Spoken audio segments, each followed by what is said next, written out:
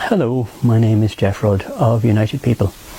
I am its original founder, and I hope you'll take the time to check out the website unitedpeople.ie at your earliest convenience. In the coming weeks and months, a number of videos will be made by myself explaining a great deal of matters. A lot of these matters are elected at local and national level are declining to explain to you or even disclose. A number of these, 70 plus in fact, are already on the United People website, and many of those, even RTE documentaries, investigation setups and news broadcasts are declining to inform you about. But enough about them, I shall be getting back to them in later videos. I am speaking this evening about the CETA trade agreement, which the current Irish government is trying to ram through as quietly as possible. Fianna Fáil and Fine Gael and the Green Party are trying to do it in the middle of a COVID crisis. Now, why they're trying to do that right now is something of a stretch of imagination. Why do I say that? Because I'm going to read you out a list of countries that are right now just beginning to introduce the CETA trade agreement to its government elected houses. And these countries are Austria, Croatia, the Czech Republic, Denmark, Estonia, Finland, Latvia, Lithuania, Luxembourg, Malta, Portugal, Romania, Slovakia, Spain, Sweden, and even the UK. They are at the starting stage of beginning to talk about the CETA trade agreement. The Irish government, meanwhile, has already adopted part of its sections and is now trying to get the final stamp upon the actual trade agreement. Now, in another video later on, I will explain why it's so bad. But in short, it's anti-democratic. It's seriously damaging to our environment, locally and nationally, and it further undermines SMEs in Ireland, small to medium business enterprises, and puts into the big boys, the big corporations, a massive power to bully our elected. We, as a party, United People, are not going to call on Fianna Fáil and Fine Gael to scrap the trade agreement. There's no point. Let's not beat around the bush. There's no point. They're bought and sold. They're going to try and ram this down the throats of a nation, whether we like it or not. However, the Green Party for years, not weeks or days, for years, has tried to stop this CETA agreement going through. But as soon as Eamon Ryan got into government, there was a massive sudden U-turn.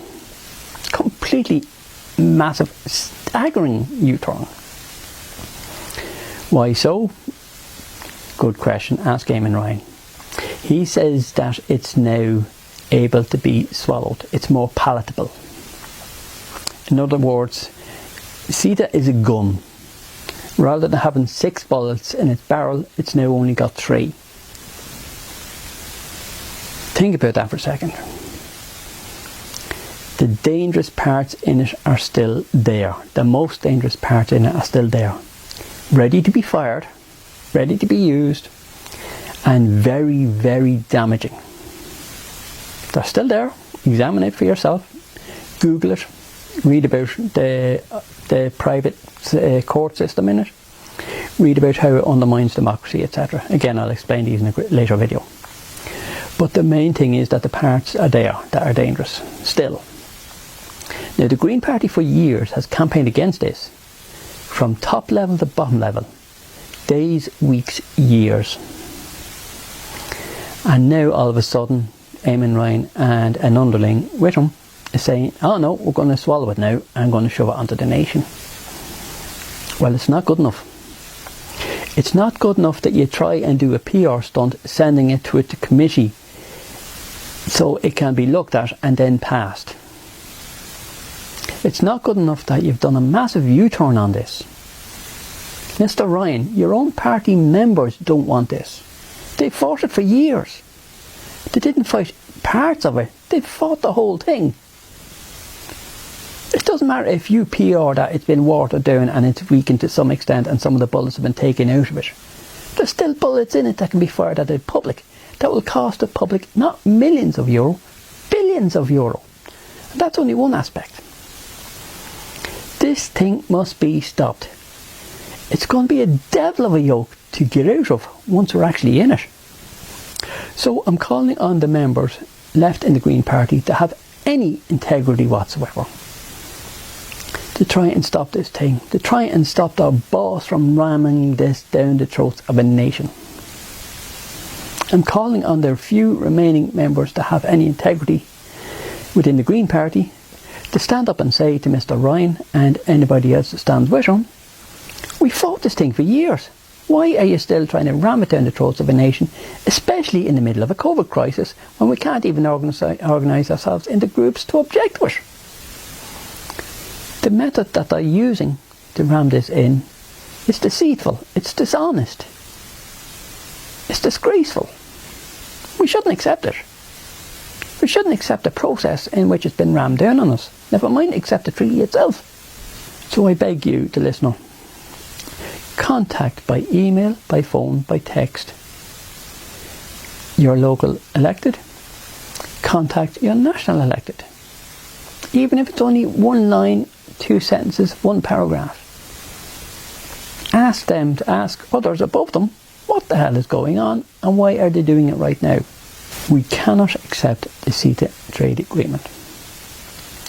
It is a PR version of the previous TTIP trade agreement.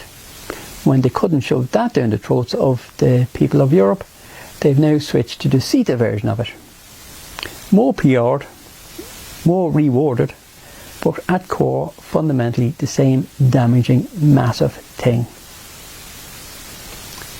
Why is the Green Party backing it now? Or should I say, why is some of the Green Party backing it now? Simply because if they don't, they're going to lose their cushy seats in elected government. They know it, we know it.